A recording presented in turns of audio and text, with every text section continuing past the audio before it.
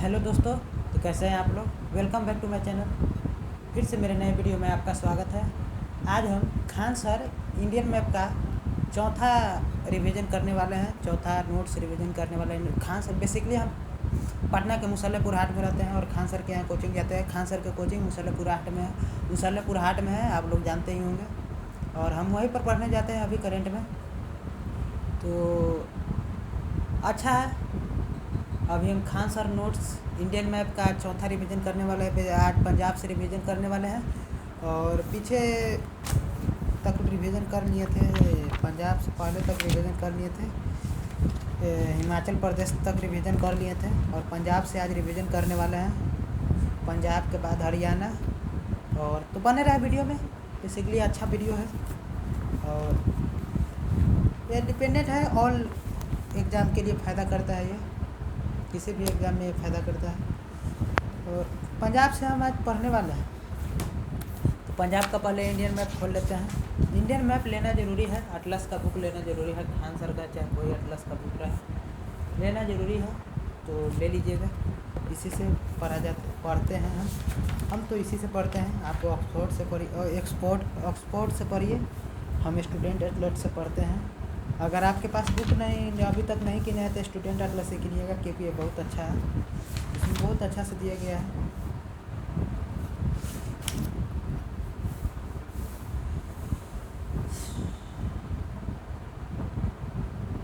तो ठीक है। पंजाब 5 नदियों का क्षेत्र को हम पंजाब कहते हैं। पंजाब में पहले पूरा जो ओरिजिनल पंजाब था ना, वो पाकिस्तान या इंडिया दोनों मिला कर ओरिजिनल पाकिस्तान में भी थोड़ा सा नहीं, पाकिस्तान में ज़्यादा पंजाब है और इंडिया में थोड़ा सा पंजाब है। दोनों मिलाकर ओरिजिनल पंजाब था। तो एक भाग पंजाब इंडिया में पड़ गया और एक भाग पंजाब पाकिस्तान में पड़ गया। तो जो ओरिजिनल पंजाब था उसमें 5 नदियाँ बहती थी। झेलम, चिनाब, रावी, सतलज, ब्यास। ओरिजिनल पंजाब में 5 नदियाँ बहती थी। झेलम, चिनाब, रावी, सतलज, ब्यास। वर्तमान पंजाब से 3 नदियाँ जाती है और ओरिजिनल पंजाब से वर्तमान पंजाब जो अभी इंडिया में बच रहा है ना, उससे 3 नदियाँ जाती है। रावी, सतलज, ब्यास। जो वर्तमान में अभी पंजाब है, उससे 3 नदियाँ अभी जाती है करेंट में। रावी, सतलज, ब्यास। वर्तमान पंजाब से 3 नदियाँ जाती है ओरिजिनल में, रावी, सतलज, ब्यास। और ओरिजिनल पंजाब से 5 नदियाँ जाती है। झेलम, चिनाब, रावी, सतलज, ब्यास। झेलम, चिनाब, रावी, सतलज, ब्यास।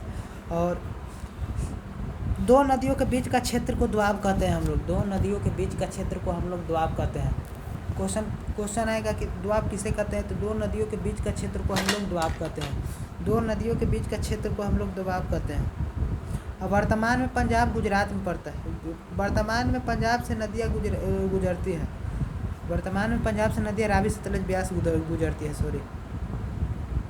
2 नदियों के बीच के क्षेत्र को हम दोआब कहते हैं। अब देखिए, झेलम, चिनाब, रावी, सतलज। झेलम, चिनाब, रावी, सतलज, ब्यास। झेलम, चिनाब, रावी, सतलज, ब्यास। सतलज नदी और ब्यास नदी के बीच में विस्त द्वाब है। और विस्त द्वाब किन 2 नदियों के बीच है। क्वेश्चन पूछ देगा कि विस्त द्वाब किन 2 नदियों के बीच है। सतलज नदी और ब्यास नदी। विस्त द्वाब किन 2 नदियों के बीच में है। सतलज नदी और ब्यास नदी के बीच में है। क्वेश्चन पूछ देगा कि विस्त द्वाब किन 2 नदियों के बीच में है, तो सतलज नदी और ब्यास नदी। क्वेश्चन पूछ देगा कि विस्त द्वाब किन 2 नदियों के बीच में है। सतलज नदी और ब्यास नदी के बीच में है। और क्वेश्चन पूछ देगा कि बारी द्वाब किन 2 नदियों के बीच में है। ब्यास नदी और रावी नदी। क्वेश्चन पूछ देगा कि बारी द्वाब किन 2 नदियों के बीच में है। ब्यास नदी और रावी नदी। क्वेश्चन पूछ देगा कि चाज द्वाब किन 2 नदियों के बीच में है। चिनाब नदी और झेलम नदी। क्वेश्चन पूछ देगा कि रचना द्वाब किन 2 नदियों के बीच में है। तो रचना द्वाब किन 2 नदियों के बीच में है, तो रचना द्वाब रावी नदी और चिनाब नदी के बीच में है। रचना द्वाब रावी नदी और चिनाब नदी के बीच में है। क्वेश्चन पूछ देगा कि रचना द्वाब किन 2 नदियों के बीच में है। रावी नदी और चिनाब नदी। बारी द्वाब पंजाब की ऊपरी क्षेत्र में है। बारी द्वाब पंजाब के ऊपरी क्षेत्र में है। क्वेश्चन पूछ देगा कि बारी द्वाब पंजाब के ऊपरी क्षेत्र में है कि निचली क्षेत्र में। पंजाब के ऊपरी क्षेत्र में, रावी और ब्यास नदी के बीच। विस्त द्वाब ब्यास और सतलज नदियों के द्वारा बनती है। विस्तृत दोआब ब्यास और सतलज नदी के बीच में है। रचना दोआब चिनाब और रावी नदी के बीच में है, चिनाब और रावी नदी के बीच में है। अब पूछ देगा कि कौन कौन नदी पर कौन कौन परियोजना चल रहा है। जो 5 नदी पंजाब से, ओरिजिनल पंजाब से 5 नदी जाती है, इस नदी पर कौन कौन परियोजना चल रहा है। तो झेलम नदी पर तुलुक परियोजना चल रही है, तुलबुल परियोजना चल रही है, सॉरी, झेलम नदी पर तुलबुल परियोजना चल रही है, झेलम नदी पर तुलबुल परियोजना चल रही है, झेलम नदी पर तुलबुल परियोजना चल रही है। चिनाव नदी पर सलाल परियोजना, बलगिहार परियोजना, दुलहस्ती परियोजना चल रही है। चिनाव नदी पर सलाल परियोजना, बलगिहार परियोजना, दुलहस्ती परियोजना चल रही है। चिनाव नदी पर सलाल परियोजना, चिनाव नदी पर सलाल परियोजना, बलगिहार परियोजना, दुलहस्ती परियोजना चल रही है। चिनाव नदी पर सलाल परियोजना, चिनाव नदी पर सलाल परियोजना, बलगिहार परियोजना, दुलहस्ती परियोजना चल रही है। क्वेश्चन पूछ देगा कि चिनाव नदी पर अभी करंट में काची चल रही है। चिनाव नदी पर सलाल परियोजना, बलगिहार परियोजना, दुलहस्ती परियोजना चल रही है। रावी नदी पर थीन बांध है, रावी नदी पर थीन बांध है, रावी नदी पर थीन बांध है, रावी नदी पर थीन बांध है। क्वेश्चन पूछ देगा कि रावी नदी पर कौन बांध है। तो रावी नदी पर थीन बांध है, रावी नदी थीन बांध, रावी नदी थीन बांध, रावी नदी थीन बांध है, रावी नदी पर थीन बांध है, रावी नदी पर थीन बांध है। ब्यास नदी पर योंग बांध है, ब्यास नदी पर योंग बांध है, ब्यास नदी पर कौन बांध है। ब्यास नदी पर योंग बांध, पोंग बांध, सॉरी, ब्यास नदी पर पोंग बांध है, सॉरी, पोंग बांध, ब्यास नदी पर पोंग बांध है, ब्यास नदी पर पोंग बांध है, ब्यास नदी पर पोंग बांध है। सतलज नदी पर कोल डैम, कोल डैम किस नदी पर है। क्वेश्चन पूछ देगा कि कोल डैम किस नदी पर है। तो कोल डैम सतलज नदी पर है। क्वेश्चन पूछ देगा कि कोल डैम किस नदी पर है। कोल डैम सतलज नदी पर है। क्वेश्चन पूछ देगा कि कोल डैम किस नदी पर है। तो कोल डैम सतलज नदी पर है। नाथपा झाकरी, नाथपा झाकरी, नाथपा झाकरी भाखरा नांगल, नाथपा झाकरी भाखरा नांगल हरिके बैराज सतलज नदी पर है। नाथपा झाकरी भाखरा नांगल हरिके बैराज सतलज नदी पर है। नाथपा झाकरी भाखरा नांगल हरिके बैराज सतलज नदी पर है। बैराज वैसा बांध जिसके पानी को कई भी दिशाओं में मोड़ा जा सकता है, उसे बैराज कहते हैं। वैसा बांध जिसके पानी को कई दिशाओं में मोड़ा जा सकता है, उसे बांध कहते हैं, उसे बैराज कहते हैं। वैसा बांध जिसके पानी को कई दिशाओं में मोड़ा जा सकता है, उसे बैराज कहते हैं। जहाँ पानी को रोक कर रखा जाता है, उसे बांध कहते हैं। जहाँ पानी को रोक कर रखा जाता है, उसे बांध कहते हैं। ब्यास और सतलज नदी से संगम पर, ब्यास और सतलज नदी के संगम पर हरिके बैराज है। ब्यास और सतलज नदी के संगम पर, ब्यास और सतलज नदी के संगम पर हरिके बैराज है। ब्यास और सतलज नदी के संगम पर हरिके बैराज है। ब्यास और सतलज नदी के संगम पर हरिके बैराज। क्वेश्चन पूछेगा कि हरिके बैराज किन नदियों से बनती है। तो हरिके बैराज ब्यास और सतलज नदी से बनती है। हरिके बैराज ब्यास और सतलज नदी के संगम पर है। हरिके बैराज ब्यास और सतलज नदी के संगम पर है। हरिके बैराज ब्यास और सतलज नदी के संगम पर है। क्वेश्चन पूछ लेगा कि हरिके बैराज किन दो नदियों के संगम पर है। ब्यास और सतलज नदी के संगम पर हरिके बैराज है। ब्यास और सतलज नदी के संगम पर हरिके बैराज है। ब्यास और सतलज नदी के संगम पर हरिके बैराज है। पंजाब का सबसे ऊपरी शहर पठानकोट है। पंजाब का सबसे ऊपरी शहर पठानकोट है। पंजाब का सबसे ऊपरी शहर पठानकोट है। पंजाब का सबसे ऊपरी शहर पठानकोट है। पंजाब का सबसे ऊपरी शहर पठानकोट है। पंजाब का सबसे ऊपरी शहर पठानकोट है।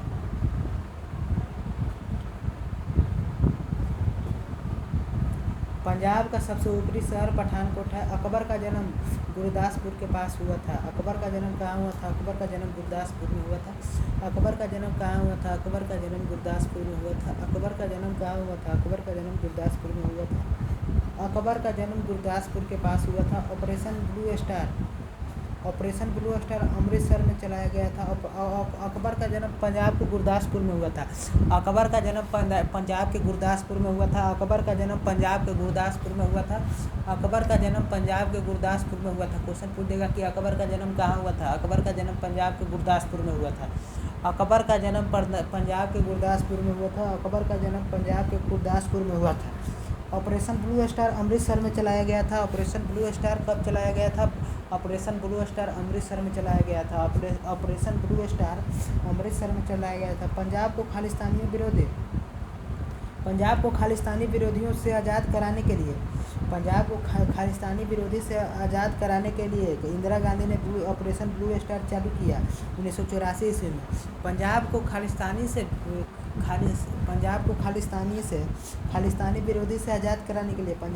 खालिस्तानी विरोधी से आज़ाद कराने के लिए इंदिरा गांधी ने ऑपरेशन ब्लू स्टार चालू किया 1984 ईस्वी में अमृतसर में। ऑपरेशन ब्लू स्टार कहाँ चलाया गया? ऑपरेशन ब्लू स्टार अमृतसर में चलाया गया। ऑपरेशन ब्लू स्टार कब चलाया गया? ऑपरेशन ब्लू स्टार 1984 ईस्वी में चलाया गया। पंजाब को खालिस्तानी विरोधियों से आज़ाद कराने के लिए इंदिरा गांधी ने ऑपरेशन ब्लू स्टार चालू किया 1984 ईस्वी में। अमृतसर के पास बाघा बॉर्डर और अटारी बॉर्डर है। अमृतसर के बाद बाघा बॉर्डर और अटारी बॉर्डर है। अमृतसर के पास बगल में बाघा बॉर्डर और अटारी बॉर्डर। बाघा बॉर्डर पर परेड होता है। अटारी बॉर्डर पर सामान लेन देन होता है ट्रक से। बाघा बॉर्डर पर परेड होता है और अटारी बॉर्डर से बिजनेस होता है, सामान लेन देन होता है अटारी बॉर्डर से सामान लेन देन। पंजाब के जलंधर और लुधियाना शहर में सबसे ज़्यादा इंडस्ट्री है। पंजाब के जलंधर और लुधियाना शहर में सबसे ज़्यादा इंडस्ट्री है। पंजाब के जलंधर और लुधियाना शहर में सबसे ज़्यादा इंडस्ट्री है। अब हरियाणा के बारे में पढ़ते हैं। अब हरियाणा पाते हैं। दिल्ली हरियाणा से 3 भागों से घिरा हुआ है। क्वेश्चन पूछ देगा कि दिल्ली हरियाणा से कितने क्षेत्र से घिरा हुआ है? 3 भागों में घिरा हुआ है। दिल्ली हरियाणा से 3 क्षेत्रों से घिरा हुआ है। हरियाणा के एकदम ऊपर कालका शिमला रेल मार्ग मिलेगा। हरियाणा के ऊपर कालका शिमला रेल मार्ग है। हरियाणा के एक माथा पर कालका शिमला रेल मार्ग है। हरियाणा के ऊपर कालका शिमला रेल मार्ग है सिर पर उसके। तो हरियाणा के एकदम ऊपर कालका शिमला रेल मार्ग है। कालका से शिमला रेल मार्ग। सीआरपीएफ का बहुत बड़ा ट्रेनिंग सेंटर हरियाणा के पंचकूला में होता है।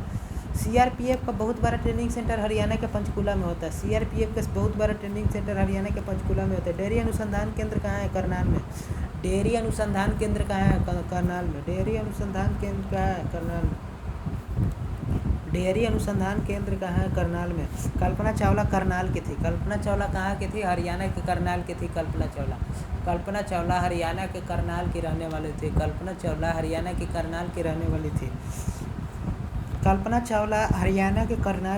रजिया सुल्तान की मृत्यु कैथल में हुई थी। 1240 ईस्वी में। रजिया सुल्तान की मृत्यु हरियाणा के कैथल में हुई थी 1240 ईस्वी में। रजिया सुल्तान की मृत्यु 1240 में हुई थी हरियाणा के कैथल में। रजिया सुल्तान की मृत्यु हरियाणा के कैथल में हुई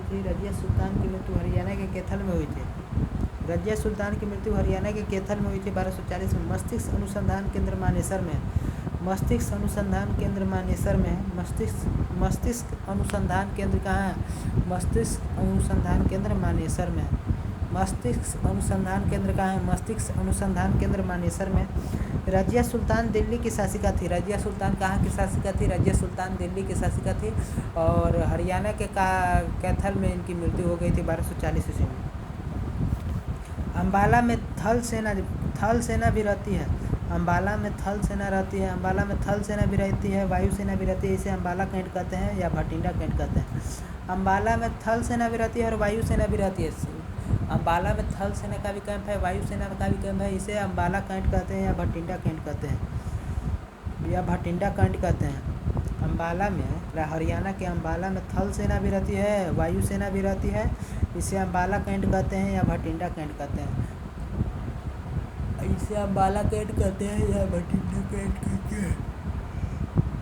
अम्बाला में थल सेना भी रहती है, वायुसेना भी रहती है। इसे अम्बाला कैंट या कहते हैं या भटिंडा कैंट कहते हैं। राफेल का बेस स्टेशन अम्बाला में है।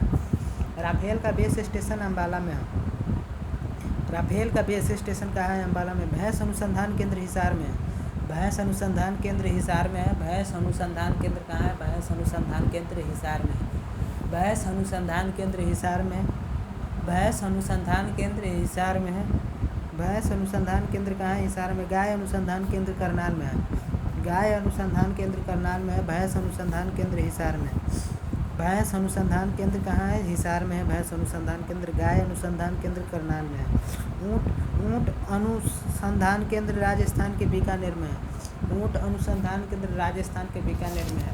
ऊँट अनुसंधान केंद्र कहाँ है? राजस्थान के बीकानेर में ऊँट अनुसंधान केंद्र है। राजस्थान के बीकानेर में ऊँट अनुसंधान केंद्र है। राजस्थान के बीकानेर में ऊँट अनुसंधान केंद्र है। भैंस अनुसंधान केंद्र हरियाणा के हिसार में है। भैंस अनुसंधान केंद्र हरियाणा के हिसार में है। भैंस अनुसंधान केंद्र हरियाणा के हिसार में है। गाय अनुसंधान केंद्र हरियाणा के करनाल में है। गाय अनुसंधान केंद्र हरियाणा के करनाल में है। ऊँट अनुसंधान केंद्र राजस्थान के बीकानेर में है। ऊँट अनुसंधान केंद्र राजस्थान के बीकानेर में है। ऊँट अनुसंधान केंद्र राजस्थान के बीकानेर में है। ऊँट अनुसंधान केंद्र राजस्थान के बीकानेर में है। दिल्ली 3 ओर से हरियाणा से घिरी हुई है और 1 ओर से उत्तर प्रदेश से घिरी हुई है। दिल्ली 3 ओर से हरियाणा से घिरी हुई है। दिल्ली 3 ओर से हरियाणा से घिरी हुई है और 1 ओर से उत्तर प्रदेश से घिरी हुई है। दिल्ली 3 ओर से हरियाणा से घिरी हुई है और 1 ओर से उत्तर प्रदेश से घिरी हुई है। ऊँट अनुसंधान केंद्र राजस्थान के बीकानेर में है। ऊँट अनुसंधान केंद्र राजस्थान के बीकानेर में। गाय अनुसंधान केंद्र करनाल में है। गाय अनुसंधान केंद्र करनाल में है। गाय अनुसंधान केंद्र कहाँ है? करनाल में है। भैंस अनुसंधान केंद्र हिसार में है। हरियाणा के हिसार में है भैंस अनुसंधान केंद्र। हरियाणा के हिसार में है भैंस अनुसंधान केंद्र। गाय अनुसंधान केंद्र हरियाणा के करनाल में है। गाय अनुसंधान केंद्र हरियाणा के करनाल में है। पानीपत का प्रथम युद्ध 1526 ईस्वी में हुआ। बाबर ने हरा दिया था इब्राहिम लोदी को। पानीपत का प्रथम युद्ध 1526 ईस्वी में हुआ। बाबर ने हरा दिया था। पानीपत का प्रथम युद्ध 1526 ईस्वी में हुआ। बाबर ने हरा दिया इब्राहिम लोदी को। पानीपत का द्वितीय युद्ध 1556 ईस्वी में हुआ। 1526, 1556, 1761, 1526, 1556, 1761। पानीपत की प्रथम युद्ध 1526 ईस्वी में हुआ था। बाबर ने हरा दिया था इब्राहिम लोदी को। पानीपत का प्रथम युद्ध 1526 ईस्वी में हुआ था। बाबर ने हरा दिया था इब्राहिम लोदी को। पानीपत का प्रथम युद्ध 1526 ईस्वी में हुआ था। बाबर ने हरा दिया था। पानीपत कोई क्वेश्चन पूछ देगा कि पानीपत का प्रथम युद्ध कब हुआ था, तो 1526 ईस्वी में पानीपत का प्रथम युद्ध हुआ था। क्वेश्चन कोई पूछ देगा कि पानीपत का प्रथम युद्ध कब हुआ था, तो 1526 ईस्वी में हुआ था। कोई क्वेश्चन पूछ देगा कि पानीपत का प्रथम युद्ध कब हुआ था, पानीपत का प्रथम युद्ध 1526 ईस्वी में हुआ था। क्वेश्चन कोई पूछ देगा कि पानीपत का प्रथम युद्ध कब हुआ था, पानीपत का प्रथम युद्ध 1526 ईस्वी में हुआ था। पानीपत का द्वितीय युद्ध कब हुआ था, 1556 ईस्वी में। अकबर की सेना ने हरा दिया था हेमू को। अकबर की सेना ने हेमू को हरा दिया था। पानीपत का द्वितीय युद्ध 1556 ईस्वी में हुआ था। अकबर की सेना ने हरा दिया था हेमू को। पानीपत का द्वितीय युद्ध 1556 ईस्वी में हुआ था। अकबर की सेना ने हरा दिया था हेमू को। पानीपत का द्वितीय युद्ध 1556 ईस्वी में हुआ था।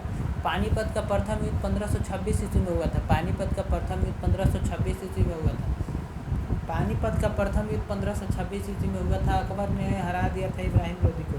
पानीपत का प्रथम युद्ध 1526 ईस्वी में हुआ था। अकबर ने पानीपत का प्रथम युद्ध 1526 ईस्वी में हुआ था। पानीपत का प्रथम युद्ध 1526 ईस्वी में हुआ था। पानीपत का प्रथम युद्ध 1526 ईस्वी में हुआ था। बाबर ने हरा दिया था इब्राहिम लोदी को। बाबर ने हरा दिया था इब्राहिम लोदी को। बाबर ने हरा दिया था इब्राहिम लोदी को। पानीपत का प्रथम युद्ध 1526 ईस्वी को हुआ था। बाबर ने हरा दिया था इब्राहिम लोदी को। पानीपत का प्रथम युद्ध 1526 ईस्वी में हुआ था। बाबर ने हरा दिया था इब्राहिम लोदी को। बाबर ने हरा दिया था इब्राहिम लोदी को। पानीपत का द्वितीय युद्ध 1556 ईस्वी में हुआ था। पानीपत का द्वितीय युद्ध 1556 ईस्वी में हुआ था। पानीपत का द्वितीय युद्ध 1556 ईस्वी में हुआ था। अकबर की सेना ने हरा दिया था हेमू को। अकबर की सेना ने हरा दिया था हेमू को। अकबर की सेना ने हरा दिया था हेमू को। पानीपत का द्वितीय युद्ध 1556 ईस्वी में हुआ था। अकबर की सेना ने हरा दिया था हेमू को। अकबर की सेना ने हरा दिया था हेमू को। पानीपत का द्वितीय युद्ध 1556 ईस्वी में हुआ था। अकबर ने हरा दिया था हेमू को। अकबर की सेना ने हरा दिया था हेमू को। पानीपत का द्वितीय युद्ध 1556 ईस्वी में हुआ था। अकबर की सेना ने हरा दिया था हेमू को। पानीपत का तृतीय युद्ध 1761 ईस्वी में हुआ था। अहमद शाह अब्दाली ने हरा दिया था मराठों को। अहमद शाह अब्दाली ने हरा दिया था मराठों को। पानीपत का तृतीय युद्ध 1761 ईस्वी में हुआ था। पानीपत का तृतीय युद्ध 1761 ईस्वी में हुआ था। पानीपत का तृतीय युद्ध 1761 ईस्वी में हुआ था। पानीपत का तृतीय युद्ध 1761 ईस्वी में हुआ था। अहमद शाह अब्दाली ने हरा दिया था मराठों को। दिल्ली पर कब्जा के लिए मैदानी क्षेत्र पानीपत था। दिल्ली पर कब्जा के लिए मैदानी क्षेत्र पानीपत था। दिल्ली पर कब्जा के लिए पानीपत पर लड़ाई होता था। मैदानी क्षेत्र पानीपत था। और दिल्ली यमुना नदी के किनारे है। दिल्ली पर कब्जा के लिए मैदानी क्षेत्र पानीपत था। दिल्ली पर कब्जा के लिए मैदानी क्षेत्र था पानीपत। दिल्ली यमुना नदी के किनारे है। दिल्ली यमुना नदी के किनारे है। दिल्ली यमुना नदी के किनारे है। यूपी और हरियाणा यमुना नदी की बॉर्डर बनाते हैं। यूपी और हरियाणा यमुना नदी की बॉर्डर बनाती है। यूपी और हरियाणा यमुना नदी की बॉर्डर बनाती है। क्वेश्चन पूछ देगा कि यमुना नदी की बॉर्डर कौन बनाता है, तो यूपी और हरियाणा। कौन राज्य यमुना नदी की बॉर्डर बनाता है, तो यमुना नदी की बॉर्डर यूपी और हरियाणा बनाता है। बॉर्डर यूपी और हरियाणा यमुना नदी की बॉर्डर बनाता है। यूपी और हरियाणा यमुना नदी की बॉर्डर बनाता है। यूपी और हरियाणा यमुना नदी की बॉर्डर बनाती है।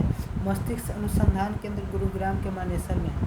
मस्तिष्क अनुसंधान केंद्र गुरुग्राम के मानेसर में है। मस्तिष्क अनुसंधान केंद्र गुरुग्राम के मानेसर में है। मानेसर गुरुग्राम में छोटा सा।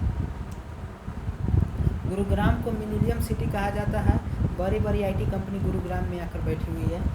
गुरुग्राम को मिलेनियम सिटी कहा जाता है। बड़ी आईटी कंपनी आकर यहाँ पर कंपनी खोली हुई है। गुरुग्राम को मिलेनियम सिटी कहा जाता है। गुरुग्राम को मिलेनियम सिटी कहा जाता है। क्यों? क्योंकि यहाँ पर बड़ी आईटी कंपनी है। और गुरुग्राम को मिलेनियम सिटी कहा जाता है क्योंकि यहाँ पर बड़ी आईटी कंपनी है। मानेसर गुरुग्राम में छोटा सा एक जगह है। मानेसर है एक गुरुग्राम का एक छोटा सा जगह है जहाँ एनएजी कमांडो बेस है। गुरुग्राम के मानेसर में एनएजी कमांडो बेस है। गुरुग्राम के मानेसर में एनएजी कमांडो बेस है। सुल्तानपुर पश्चिम बिहार गुरुग्राम में है। सुल्तानपुर पश्चिम बिहार कहाँ है? गुरुग्राम में है। सुल्तानपुर पश्चिम बिहार गुरुग्राम में है।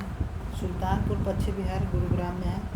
लाल किला, जामा मस्जिद, रायसीना की पहाड़ियाँ, जंतर मंतर, राष्ट्रपति भवन, ये सभी दिल्ली में। लाल किला कहाँ है? तो दिल्ली में है। जामा मस्जिद कहाँ है? तो दिल्ली में है। क्वेश्चन पूछ देगा कि जामा मस्जिद कहाँ है? तो दिल्ली में है। रायसीना की पहाड़ी कहाँ है? रायसीना की पहाड़ी दिल्ली में है। जंतर मंतर कहाँ है? तो जंतर मंतर बहुत जगह है लेकिन फेमस है दिल्ली वाला। राष्ट्रपति भवन कहाँ है? दिल्ली में है। पुरानी दिल्ली मुगलों के समय में थी। नई दिल्ली मुगलों के समय में थी। नई दिल्ली बाद में बनाई गई थी। जो अभी चल रहा है नई दिल्ली है। मुगलों के समय पुरानी दिल्ली और अंग्रेजों के समय लुटियंस दिल्ली। मुगलों के समय पुरानी दिल्ली थी और अंग्रेजों के समय लुटियंस दिल्ली थी। नेता लुटियंस दिल्ली में बैठते हैं, इसीलिए लुटियंस दिल्ली कहा जाता है। तो जहाँ नेता बैठते थे वहाँ का वास्तुकार एडविन लुटियंस और बेकर था। जहाँ नेता बैठते वहाँ का वास्तुकार एडविन लुटियंस और बेकर था। पुराना किला कुतुब मीनार और लाल किला के अंदर मोती मस्जिद दिल्ली में है। पुराना किला कुतुब मीनार और लाल किला के अंदर मोती मस्जिद दिल्ली में है। औरंगजेब ने बनवाया था। पुराना किला कहाँ है? दिल्ली में। कुतुब मीनार कहाँ है? तो दिल्ली में। पुराना किला कहाँ है? तो दिल्ली में। दिल्ली में। लाल किला के अंदर मोती मस्जिद दिल्ली में है, जो औरंगजेब ने बनवाया था। लाल किला के अंदर मोती मस्जिद दिल्ली में। कहाँ है? तो दिल्ली में है, औरंगजेब ने बनवाया था। लाल किला के अंदर मोती मस्जिद कहाँ है? दिल्ली में है, औरंगजेब ने बनवाया था। लाल किला जामा मस्जिद शाहजहाँ ने बनवाया था। लाल किला और जामा मस्जिद किसने बनवाया था? शाहजहाँ ने बनवाया था। कुतुब मीनार कुतुबुद्दीन ऐबक और पूरा कराया था इल्तुतमिश ने। कुतुबुद्दीन ऐबक ने बनवाया था, लेकिन आधे बनवाया था तो मर गया था। कुतुबुद्दीन ऐबक की मृत्यु हो गई थी। तो कुतुब मीनार को किसने बनवाना चालू किया था? तो कुतुबुद्दीन ऐबक ने, लेकिन इनका आधे बना कुतुब मीनार तो मृत्यु हो गई थी, तो इनको पूरा करवाया था इल्तुतमिश ने। तो कुतुब मीनार को कुतुबुद्दीन ऐबक ने बनवाया था, लेकिन इनको पूर्ण रूप से कुतुब मीनार को किसने बनवाया था? पूर्ण रूप से कुतुब मीनार को इल्तुतमिश ने बनवाया था। कुतुब मीनार को कुतुबुद्दीन ऐबक और उन्हें बनवाया था, लेकिन पूरा करवाया था इल्तुतमिश ने। कुतुब मीनार को कुतुबुद्दीन ऐबक ने बनवाया था, लेकिन पूरा किसने करवाया था? इल्तुतमिश ने। पुराना किला शेरशाह सूरी ने बनवाया था। पुराना किला किसने बनवाया था? पुराना किला शेरशाह सूरी ने बनवाया था। 1912 में दिल्ली भारत की राजधानी बनी थी। 1912 में दिल्ली भारत की राजधानी कब बनी थी? दिल्ली भारत की राजधानी कब बनी थी? पहले कोलकाता भारत की राजधानी थी। दिल्ली भारत की राजधानी कब बनी थी? 1912 में। जामिया यूनिवर्सिटी ओखला में है। जामिया यूनिवर्सिटी कहाँ है? जामिया यूनिवर्सिटी कहाँ है? तो ओखला में है जामिया यूनिवर्सिटी। जामिया क्वेश्चन पूछ देगा कोई कि जामिया यूनिवर्सिटी कहाँ है? तो जामिया यूनिवर्सिटी ओखला में, न्यू ओखला में। जामिया यूनिवर्सिटी कहाँ है? ओखला में है। जामिया यूनिवर्सिटी कहाँ है? ओखला में है। क्वेश्चन पूछ देगा कोई कि जामिया यूनिवर्सिटी कहाँ है? तो जामिया यूनिवर्सिटी ओखला में है। और न्यू ओखला में इंडस्ट्रीज खोला गया था। न्यू ओखला में इंडस्ट्री खोला गया था, वहाँ पर आदमी रहने लगे थे, तो उसे new Okhla industrial development authority कहा गया। नोएडा बना दिया गया। न्यू ओखला में इंडस्ट्री खोला गया, कंपनी खोला गया बड़े बड़े, तो वहाँ पर आदमी प्रस्थान करने लगे, तो उसे new Okhla industrial development authority का बना दिया गया है। नोएडा बना दिया गया, उसे नोएडा बना दिया गया। आज Delhi new Okhla industrial NOIDA new Okhla industrial development authority, new Okhla Noida NOIDA new Okhla industrial industrial new Okhla industrial development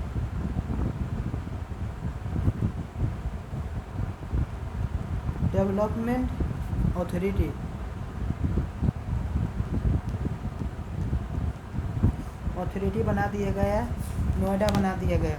new Okhla में इंडस्ट्री खोला गया, तब वहाँ आदमी रहने लगे। न्यू ओखला में इंडस्ट्री खोला गया, तब वहाँ आदमी रहने लगे थे। न्यू ओखला में इंडस्ट्री खोला गया, तब वहाँ आदमी रहने लगे थे, तो उसे नोएडा बना दिया गया। उसे नोएडा आज दिल्ली से अच्छा नोएडा लगता है, जो नोएडा बनाया गया, न्यू ओखला को नोएडा बनाया गया। अब दिल्ली से अच्छा नोएडा लगता है। दिल्ली के अगल बगल का एरिया NCR कहलाता है। दिल्ली के अगल बगल का एरिया NCR कहलाता है। दिल्ली के अगल बगल का एरिया NCR कहलाता है। नोएडा एक ऐसा जगह है जहाँ पर ऑटो बस कुछ भी पब्लिक सेक्टर नहीं चलती है। नोएडा एक ऐसा एरिया है जहाँ पर कुछ भी ऑटो बस कुछ भी पब्लिक सेक्टर में नहीं चलती है। नोएडा यूपी में आती है, रीजन NCR में आती है। नोएडा यूपी में आती है, रीजन NCR में आती है। महाभारत की लड़ाई कुरुक्षेत्र में हुई थी। महाभारत की लड़ाई कहाँ हुई थी? हरियाणा के कुरुक्षेत्र में महाभारत की लड़ाई हुई थी। हरियाणा के कुरुक्षेत्र में महाभारत की लड़ाई हुई थी। हरियाणा के कुरुक्षेत्र में महाभारत की लड़ाई हुई थी। हरियाणा के कुरुक्षेत्र में महाभारत की लड़ाई हुई थी। महाभारत की लड़ाई कहाँ हुई थी? तो महाभारत की लड़ाई हरियाणा के कुरुक्षेत्र में हुई थी। खेती के लिए सबसे अच्छा जगह पंजाब, हरियाणा और उत्तर प्रदेश है। खेती के लिए सबसे अच्छा जगह पंजाब, हरियाणा और उत्तर प्रदेश है। खेती के लिए सबसे अच्छा जगह पंजाब, हरियाणा और उत्तर प्रदेश है। हरियाणा में खेती के मैदान को भिवानी का मैदान कहा जाता है। हरियाणा में खेती के मैदान को भिवानी का मैदान कहा जाता है। भिवानी का मैदान, हरियाणा में खेती के मैदान को भिवानी का मैदान कहा जाता है। हरियाणा में खेती के मैदान को भिवानी का मैदान कहा जाता है। हरियाणा में खेती के मैदान को भिवानी का मैदान कहा जाता है। हरियाणा में खेती के मैदान को भिवानी का मैदान कहा जाता है। हरियाणा में खेती के मैदान को भिवानी का मैदान कहा जाता है। हरियाणा में खेती का मैदान को भिवानी का मैदान कहा जाता है। हरियाणा में खेती के मैदान को भिवानी का मैदान कहा जाता है। हरियाणा में खेती के मैदान को भिवानी का मैदान कहा जाता है। हरियाणा में खेती के मैदान को भिवानी का मैदान कहा जाता है। हरियाणा में खेती के मैदान को भिवानी का मैदान कहा जाता है। हरियाणा में खेती के मैदान को भिवानी का मैदान कहा जाता है। और यूपी और हरियाणा का बॉर्डर बनाने वाला नदी यमुना है। यूपी और हरियाणा का बॉर्डर बनाने वाला नदी यमुना नदी है। यूपी और हरियाणा को बॉर्डर बनाने वाला नदी कौन सी नदी है? यमुना नदी है। यूपी और हरियाणा को बॉर्डर बनाने वाला नदी कौन सी है? यूपी और हरियाणा को बॉर्डर बनाने वाली नदी कौन सी है? यमुना है। यूपी और हरियाणा को बॉर्डर बनाने वाली नदी यमुना है। यूपी और हरियाणा को बॉर्डर बनाने वाली नदी यमुना है। तो आज के लिए इतना ही। आज हरियाणा तक कवर कर लिया रिवीजन। तो जस्ट लॉन्ग वीडियो नहीं बनाना चाहते हैं, इसीलिए हम जस्ट इसके बाद फिर से न्यू वीडियो बनाते हैं और अपलोड करते हैं। तो बेसिकली हम अपने बारे में अभी बता देते हैं। हम अभी मुसल्लपुर हाट में पढ़ाई करते हैं, यूपीएससी की तैयारी करते हैं। खान सर का बैच पकड़े हुए हैं। तो खान सर के बैच से जो इंडियन मैप है रिवीजन करते हैं और बने रहे वीडियो में। अभी हम मुसल्लपुर हाट में है, खान सर का कोचिंग मुसल्लपुर हाट में रहा है। तो हम पढ़ते हैं, उसी समय मोबाइल चालू करके छोड़ देते हैं और यही वीडियो अपलोड कर देते हैं। और खान सर जल्द ही न्यू बैच ला चुके हैं। जल्द ही नहीं, सॉरी, खान सर अभी तो हम बीपीएससी वाला बैच में ही हैं, लेकिन खान सर जल्द ही न्यू बैच लाने वाले हैं। ज़्यादा देर नहीं है, 1 से 1.5 महीना है। यूपीएससी का बैच लाने वाले हैं। उसमें जो टेस्ट लिए थे उसमें मेरा सिलेक्शन हो गया था टेस्ट में, तो उसी में हम जाएंगे। यूपीएससी वाला बैच में हम पढ़ाई करेंगे। बेसिकली हम आईपीएस की तैयारी करना चाहते नहीं है, पा कर रहेंगे। ठीक है, थैंक यू। और लाइक करें, शेयर करें, सब्सक्राइब करें। Thank you.